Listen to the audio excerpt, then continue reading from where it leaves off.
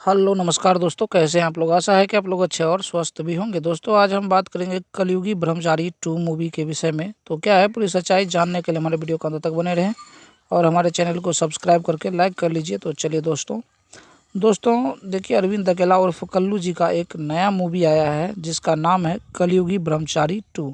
Bhojpuri movie है। Movie तो हालांकि काफ़ी अच्छा है। ये मूवी का ट्रेलर है दोस्तों। अरविंद अकेला, ऋचा दीक्षित जी हैं और मनोज टाइगर, राकेश मिश्रा।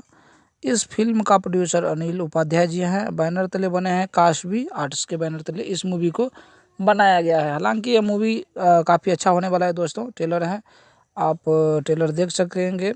जैसे ही आप यूट्यूब पे सर्च करेंगे कलयुगी ब्रह्मचारी 2 तो आपको ये ऊपर में ही दिख जाएंगे। तो ये अरविंद अकेला और कल्लू जी का मूवी है। बहुत अच्छा है, देखना ना भूलिएगा। आप हमारे चैनल पर आए हैं और वीडियो को देखें, इसके लिए मैं आपको दिल से धन्यवाद देना चाहता हूं। मनोज टाइगर जी, ऋचा दीक्षित जी और अरविंद अकेला जी है इसमें। तो मूवी अच्छा होने वाला है, तो इसके लिए मैं आपको दिल से धन्यवाद देना चाहता हूं। जय हिंद दोस्तों, नमस्कार।